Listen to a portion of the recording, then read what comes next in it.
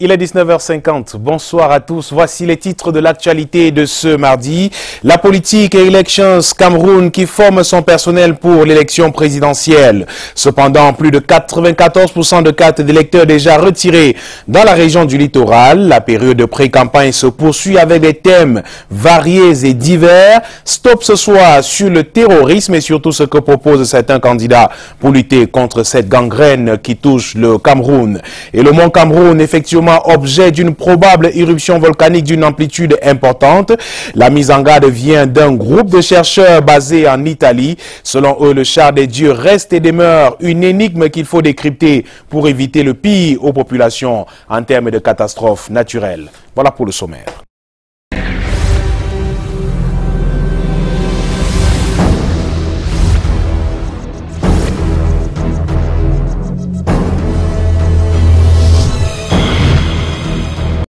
Bienvenue au 19h50. Commençons ce journal par la page consacrée à l'éducation.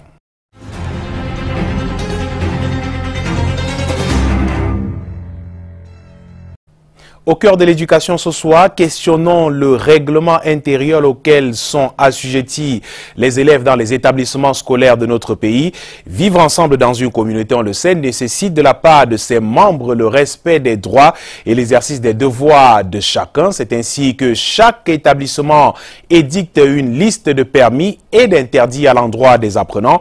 Yasset Rezotano et Marius Kossou ont fait un tour dans quelques établissements de Douala pour vivre l'implémentation du règlement intérieur. Pour que règne la discipline, gage d'un succès, le règlement intérieur d'un établissement scolaire définit les droits et devoirs de chacun des membres de la communauté. Ici, au lycée de Maképé, dans l'arrondissement de Douala 5e, les surveillants généraux veillent au respect scrupuleux de ce code de conduite. Ici, un extrait du règlement intérieur. Parce qu'il y a beaucoup qui cachent leur nom là. Il est déjà peut-être en terminale, mais encore classe de 3e. Donc, ils dissimulent l'identité. Et nous, ça donne par exemple 1 ou 2 jours d'exclusion. Les garçons, ils doivent avoir la tête bien rasée, pas de barbe, pas de pantalon slim, taille basse ou sauté. De même pour les filles, pas de jupe courte ou droite. La jupe doit descendre au moins à 10 cm au-dessous des genoux et sans fente. Il est fort aussi 6 à 8 nattes sans mèche, les mini-cheveux.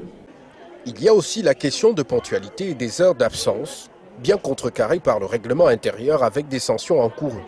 Toute absence non justifiée sera sévèrement sanctionnée. Quand vous êtes déjà à 30 heures, on vous conduit au conseil de discipline. À 25-29 heures, c'est 8 jours d'exclusion, etc. Dans le privé, nous faisons un arrêt à l'école Sira de Maképé. C'est le primaire et le secondaire. Pas facile de gérer les grands et les tout petits. Mais ici, la discipline est de mise. Pendant le rassemblement, on fait une annonce générale. Mais vous savez que l'enfance écoute son maître mieux et plus que tout le monde. Donc, après ça, on insiste à ce que les enseignants amènent ça en classe. Sans règlement intérieur, tout est d'avance voué à l'échec. Et c'est pourquoi tout établissement scolaire qui se respecte en fait une priorité.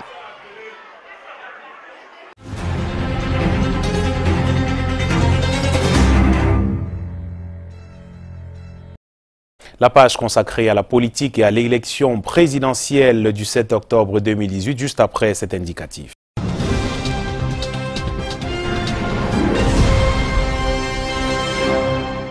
Plus de 94% des cartes d'électeurs déjà distribuées dans la région du littoral. Les listes électorales provisoires sont également disponibles depuis quelque temps déjà.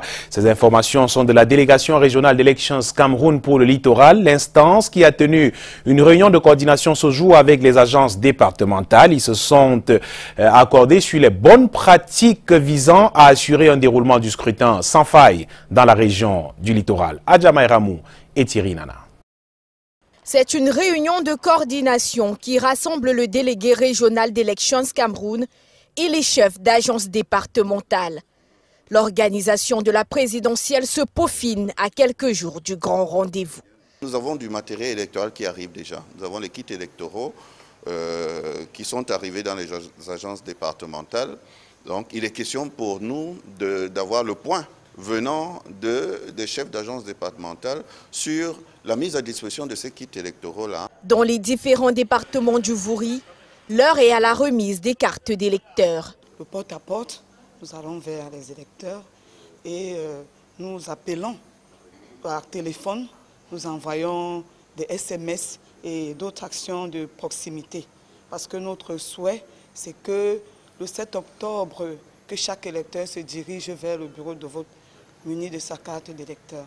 Les différents responsables font également le point sur le matériel électoral reçu dans les agences et les antennes communales, sur les nouvelles cartes d'électeurs et recensent les kits manquants par bureau de vote. De nouvelles cartes d'électeurs sont en cours de distribution. Nos chiffres qui étaient au-delà des 95% ont été un tout petit peu tempérés. Nous sommes passés à 93-94% parce que de nouveaux stocks sont arrivés. Les nouveaux sites de vote sont répertoriés et les listes électorales provisoires déjà disponibles. Et cependant, les défenseurs des droits humains se forment également pour participer au processus électoral en qualité d'observateurs. C'est au cours d'un séminaire de 2 jours que les spécialistes de ces organisations non gouvernementales vont s'inspirer des techniques d'observation électorale, de sensibilisation et de protection et sécurité physique des acteurs et actrices du processus électoral au Cameroun. Le compte rendu de Patrick Ngwanya et Henri Chinda.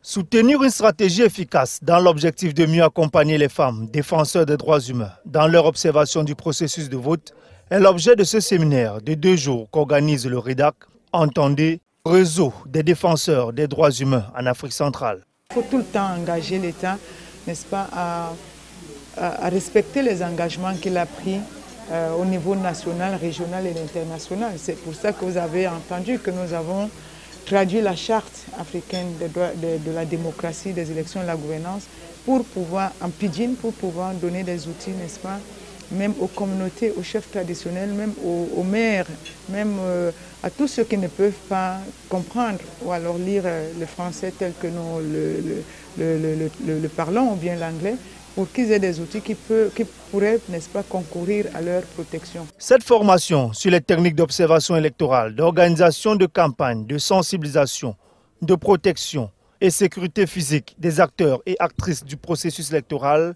s'étendra sur les régions du nord-ouest, du sud-ouest et du littoral. Le choix des 3 régions, d'abord parce que la situation depuis novembre 2016 dans le nord-ouest, sud-ouest n'est pas révisante, vous le savez très bien. Le littoral parce qu'il y a une influence, n'est-ce pas, de déplacés internes qui viennent du nord-ouest, sud-ouest. Et il y a un peu plus peur qu'il y ait peut-être des situations de violation des droits humains avant cette élection et pendant et après. Donc c'est pour cela que nous avons fait le focus sur ces 3 régions-là pour surveiller un peu la situation. Cet atelier de formation, bien que consacré aux femmes défenseurs des droits humains, est aussi une affaire de tous et une responsabilité collective. Notons que l'élection présidentielle du 7 octobre prochain sera inédite à plusieurs égards au Cameroun. Un des faits marquants de ce caractère particulier sera à coup sûr le discours des candidats sur l'enjeu sécuritaire et la lutte contre le terrorisme. Au moment où le Cameroun, de concert avec le reste du monde, se souvient des affres du 11 septembre 2001, Patrick Christian Dobor se projette ce soir dans le 19h50 sur l'impact et les attentes qui arrivent des débats sur la question avant la campagne électorale. Je vous propose de suivre ce reportage. Alors qu'il était perçu comme un fait exogène il y a moins d'une décennie, le terrorisme est désormais un phénomène qui alimente le quotidien des Camerounais.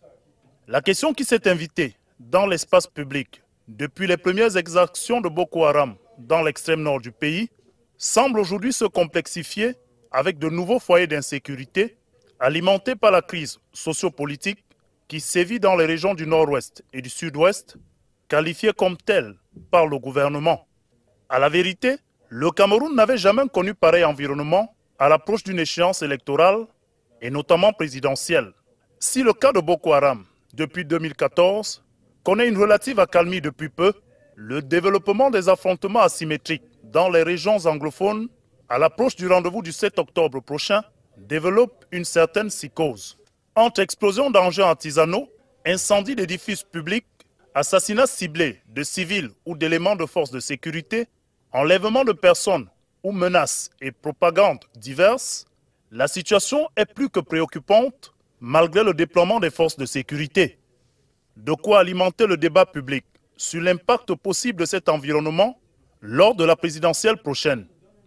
Au centre de cette préoccupation, la réponse attendue du gouvernement camerounais à cette nouvelle donne sécuritaire, mais surtout le discours des prétendants au fauteuil présidentiel. Avec plus de 2000 victimes des actes terroristes dans l'extrême nord et quelques centaines déjà comptées dans les conséquences de la crise anglophone, la situation impose des solutions appropriées que les candidats en lice pour le palais des Toudi devront rendre crédibles aux yeux de l'opinion nationale et internationale.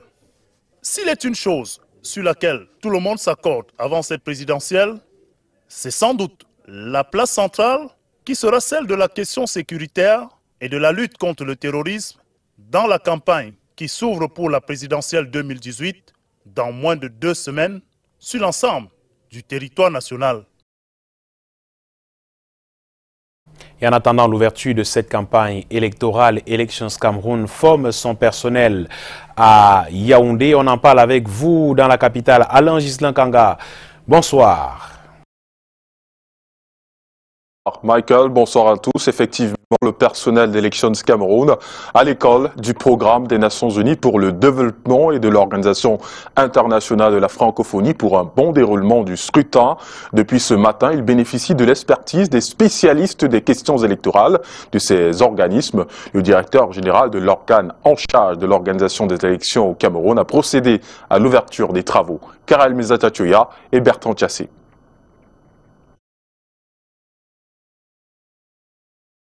À la veille d'un scrutin aussi important que celui du 7 octobre au Cameroun, il est important pour toutes les parties prenantes d'adhérer au processus électoral pour le bon déroulement de l'élection du prochain président de la République, surtout avec le contexte sécuritaire actuel.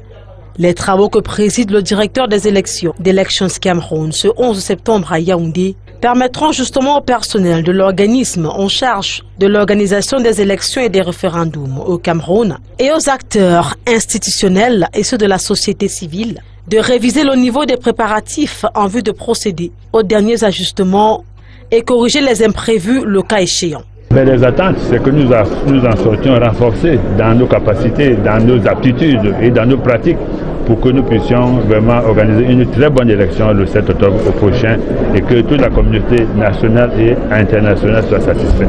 Les travaux vont durer 2 jours. 48 heures d'échange et partage d'expériences entre ces participants et des experts internationaux rompus dans les questions électorales. Le souci de travailler bien en amont et d'apporter notre savoir-faire sur tous les domaines qui concourent à un bon déroulement d'un processus électoral pour faire essentiellement du renforcement de capacité avant le jour J, d'être des acteurs non pas observants mais être sur place pour bien monitorer l'élection.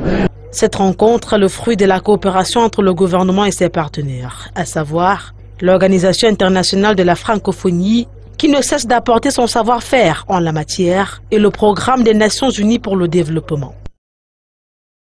La presse camerounaise souffre de ces expressions de multiples discours de haine. Le mal identifié par le Conseil national de la communication gangrène la presse écrite, celle en ligne et l'audiovisuel. L'organe en charge de la régulation des médias a convoqué les hommes et femmes de la presse à un séminaire ce jour à Yaoundé. Arnaud Guéfac, Samuel Bonis. École, c'en est une bien contextuelle. Des journalistes comme sur des bancs, experts à l'estrade d'enseignants. La leçon du jour est fondée sur les discours de haine dans les médias au Cameroun. Préalable, avant exposé, définition de l'expression clé, discours de haine. Tout discours général extrêmement négatif et constituant un risque pour la paix sociale. L'expression prise et comprise au sens de cette définition, l'environnement médiatique camerounais est fertile en la matière. L'audiovisuel, la presse en ligne et la presse écrite trempés dans cette sauce amère et pas du goût de la déontologie. Au sens du journalisme éthique, on dira que c'est un véritable péché professionnel. Il y en a qui pêchent de bonne foi, il y en a qui pêchent également de mauvaise foi. il faut au moins ramener ceux qui sont encore récupérables. Ça craint à regarder à la télé, à écouter à la radio et à lire dans la presse écrite et en ligne, exclame-t-on à Yaoundé au cours de ce conclave. Un trop de liberté d'expression que l'on clame sans en connaître les limites. Ce que l'expert de l'UNESCO a appelé restriction, faisant référence au pacte international relatif aux droits civils et politiques du 23 mars 1976. Deux éléments convoqués pour enseigner cette restriction. Le respect des droits ou de la réputation des individus. Ensuite, la sauvegarde de la sécurité nationale, de l'ordre public, de la santé ou de la moralité publique. Ça sonne comme un somme pour exorciser ces pécheurs du monde des médias qui ont l'art de crucifier parfois sur du papier. Exit la première conférence semestrielle des gouverneurs de région pendant 2 jours. Ils ont échangé sur les mesures sécuritaires à prendre pour la tenue sans faille de l'élection présidentielle. Outre la question électorale, les 10 chefs de région ont passé en revue la situation sécuritaire de leur territoire de commandement. En clôturant les travaux cet après-midi, le ministre de l'administration territoriale a invité chacun à une meilleure coordination de divers secteurs. Écoutons Paula Tangandi. Il est important que chaque responsable politique encadre ses militants. C'est une responsabilité. J'ai demandé au gouverneur de veiller au respect des lois en vigueur. Ça veut dire qu'il faut que l'autorité de l'État soit respectée. Là où nous avons des défis sécuritaires, l'autorité de l'État sera rétablie.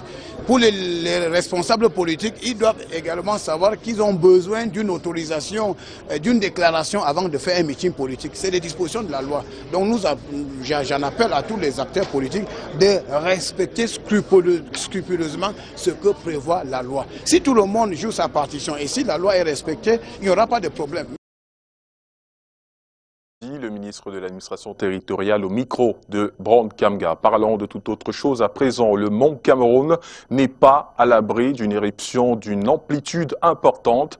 L'alerte est donnée par un groupe de chercheurs du Centre de physique théorique, organisme de l'UNESCO et de l'AIA basé en Italie. Ces experts craignent que le caractère atypique de cette force de la nature, qu'est le char de Dieu, cause d'importants dégâts humains et matériels. Le mont Cameroun demeure une grande inconnue au plan scientifique. Reportage, Rodrigue Tonguet, de retour d'Italie. Le char des dieux, un des plus importants patrimoines naturels du Cameroun, de par sa hauteur, 4100 mètres, sa proximité d'avec la mer et son caractère volcanique, intéresse au plus haut point les scientifiques. Ici à Trieste, en Italie, au Centre de physique théorique de l'UNESCO, un groupe de chercheurs en géologie physique y a consacré de nombreuses études. Qu'on a pu avoir une petite image de ce qui se passe réellement sous le mont Cameroun. On a compris que le volcan se trouve vraiment au bord du Grand Congo, du craton du Congo. Le Congo-Craton, c'est une lithosphère qui atteint des profondeurs de 250 km en profondeur. Et puis le volcan, il se trouve au bout. Et puis le magma, il remonte par l'effet de bord avec des convections au niveau de la sténosphère. Cette remontée peut causer des éruptions à tout moment, estime le centre de physique. Le mont Cameroun, aux apparences calmes, peut gronder malgré l'irruption récente de 1999. Pourquoi est-ce qu'on ne comprend pas encore le mont Cameroun à 100%? Parce qu'on n'a aucun réseau océanique qui couvre la partie qui est à découvert en ce moment. Cette partie-là, c'est une grande question pour nous. Ce qu'il faut, pour l'instant, estiment les chercheurs d'Italie, en synergie avec plusieurs collègues camerounais qui travaillent sur la Cameroun Volcanic Line, long de 700 km, c'est éduquer les populations, lancer continuellement des alertes, c'est-à-dire prévoir. Et le mont Cameroun, on peut le contrôler très très bien. On contrôle les volcans italiens, on contrôle des volcans de Hawaï, mais ils font toujours des dégâts, mais on arrive à comprendre ce qui se passe. Il faut simplement des moyens technologiques pour maîtriser le char des dieux. La gestion prévisionnelle des emplois et des compétences, en abrégé GPEC, est le nouvel outil stratégique anticipatif mis sur pied par le ministère de l'Emploi et de la Formation professionnelle. Il a pour but de faciliter l'insertion des jeunes dans le marché de l'emploi. Le GPEC a été présenté ce jour à Yaoundé lors du tout premier forum de la gestion des métiers de l'emploi. Laetitia de Bilan, Constant Kamga. Un nouveau programme de gestion prévisionnelle des emplois et des compétences territoriales, en abrégé GPEC, est présenté ce 11 septembre ici à Yaoundé au cours du tout premier forum sur la gestion des métiers, une initiative du ministère de l'Emploi et de la Formation professionnelle qui souhaite par le biais de ses travaux améliorer les conditions de travail, lutter contre le chômage et le sous-emploi au Cameroun. C'est un outil pour gérer le personnel. Dans le cas de recrutement, dans une entreprise, il faudrait qu'on ait cet outil-là. Dans le cadre de la formation continue des travailleurs, il faut gérer cet outil-là. La gestion prévisionnelle des emplois et des compétences territoriales, un instrument efficace au service de la croissance et de l'émergence du Cameroun. Tel est le thème choisi pour ce premier forum qui se présente comme une stratégie opérationnelle et anticipative du gouvernement pour permettre une insertion plus accrue des jeunes dans le marché de l'emploi. Nous sommes en train de moderniser le secteur de la formation professionnelle au Cameroun. C'est dans ce cadre de modernisation que nous organisons cette rencontre qui implique et les responsables des collectivités, les administrations. Donc ça nous permet donc d'évaluer ce qu'il nous faudra en termes de ressources humaines dans 5-6 ans. Ce forum national apparaît donc comme un cadre, une opportunité idoine de relever les défis d'une gestion optimale des ressources humaines et de la main-d'œuvre dont a besoin le système de production camerounais pour une économie émergente à l'horizon 2035. Et près d'une cinquantaine de jeunes effectuent une formation depuis hier à Yaoundé en matière de conservation des produits carnés. Le but de cet atelier, dont l'ouverture a été présidée par le ministre des Petites et Moyennes Entreprises, est de réduire le sous-emploi des jeunes. Les détails dans cet élément réalisé avec le concours de Constant Kamga. Un atelier de formation pour la valorisation des produits carnés. Une initiative du gouvernement pour résorber le chômage et le sous-emploi des jeunes, représentant 70% de la population camerounaise. Il faudrait que la chaîne carnée qui aujourd'hui est celle qui est concernée par ce projet, que nous saluons, une initiative d'un projet gouvernemental qui assure la transformation et la conservation des produits que nous consommons massivement. La cérémonie d'ouverture a été présidée par le ministre des Petites et Moyennes Entreprises. L'objectif de cet atelier est de donner à ces jeunes les capacités de prendre en main une unité communale. La formation débute aujourd'hui. Bon, c'est au fil du temps qu'on verra le comportement des jeunes, mais en tant que maire de la commune d'arrondissement de Yaoundé 4e, j'encourage les jeunes à adhérer parce que cela rentre dans le processus gouvernemental du président de la République, la formation des jeunes pour qu'ils puissent s'autofinancer. 40 jeunes ont été retenus pour bénéficier de cette formation qui se déroulera pendant près de 2 semaines à Yaoundé. Reparlons de modes vestimentaires et de ces Camerounais qui ont du mal à se raviter en tissu de qualité. La boutique Abibao vient d'ouvrir ses portes aux clients de Yaoundé. Elle a fait des pagnes africains, sa spécialité. Brand Kamga, Constant Kamga. La capitale du Cameroun est désormais illuminée par une nouvelle boutique de vente des vêtements Made in Africa. Dénomination Abibao, spécialité, le pagne de chenou sur toutes ses formes. Il faut valoriser nos pagnes. Il faut montrer aux Blancs que nous avons du savoir-faire. Nous avons du savoir-faire, nous avons des stylistes. Tout le temps, quand je fais mes directs sur Facebook, je le dis tout le temps qu'il y aura Abibao aussi les Champs-Élysées, Inch'Allah. Parce qu'il ne faut pas faire comme nos grandes soeurs et nos grands frères qui n'ont pas osé. Abibao ose, moi je vais oser. Et la prochaine boutique, Inch'Allah, ça sera sur les Champs-Élysées à Paris. Avant Paris, Yaoundé accueille l'ouverture officielle d'Abibao ce 8 septembre 2018. Situation géographique, nouvelle route Bastos face ART, le public constitué de curieux et de fidèles clients de Douala découvre avec plaisir ce nouveau bijou. J'apprécie bien Abiba parce que je la connais depuis 4 ans.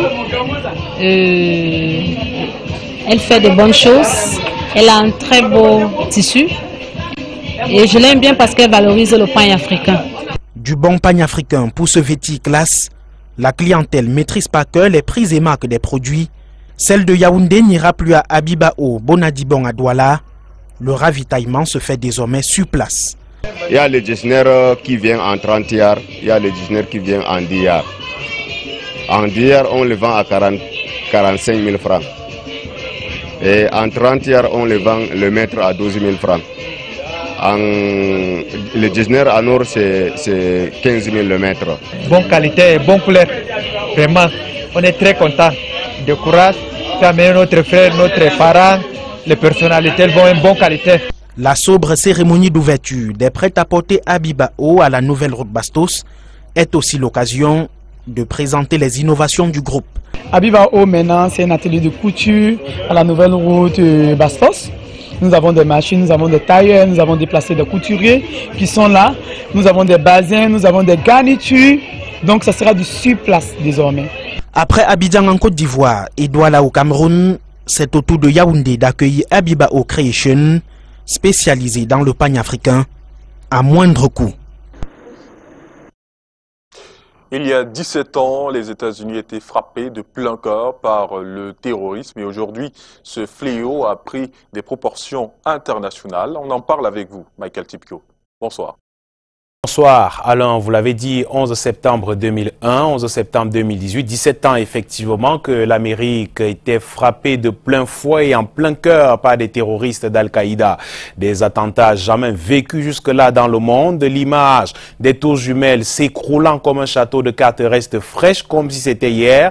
Depuis lors, le terrorisme est devenu une affaire de tous. Aucun pays n'échappe plus aux assauts de ces barbares. Ce 11 septembre marque donc la journée mondiale de lutte contre le terrorisme à travers le monde. Lille Piedjou et Joseph Roger Fouapon. Il y a 17 ans, 19 terroristes frappaient le pays de Donald Trump en plein cœur. Ces membres du réseau djihadiste d'Al-Qaïda ont détourné 4 avions de ligne qui échouent sur le World Trade Center, le Pentagone, le Capitole. Bilan, plus de 3000 morts sont enregistrés. Attentats les plus meurtriers jamais enregistrés dans le monde. Cela marque ainsi le début d'une longue série d'attaques terroristes dans plusieurs pays. Même si, selon l'ONU, 5 pays sont concernés par 3/4 de décès d'origine terroriste, l'Afghanistan, l'Irak, la Syrie, la Somalie et le Nigeria, aucun pays n'est à l'abri de cette barbarie. On peut citer les attaques de Nice, des Champs-Élysées, Charlie Hebdo, la gare de Marseille, le Pakistan, l'Égypte, le Nigeria, le Cameroun avec Boko Haram, le Mali, le Tchad, la Somalie et bien d'autres. Face à cette montée en puissance du terrorisme, les États ont plus que jamais besoin de mieux coordonner les actions des forces de sécurité internationales pour faire face à toutes les branches du terrorisme reparties à travers le monde. Et comme l'a dit le président Paul Biya du Cameroun, à menace globale, riposte globale. Voilà qui fait l'essentiel de l'actualité ce soir. Je vous dis merci d'avoir suivi. Passez une belle soirée sur Canal 2 International. À demain, 19h50. Bonsoir. Canal 2 International.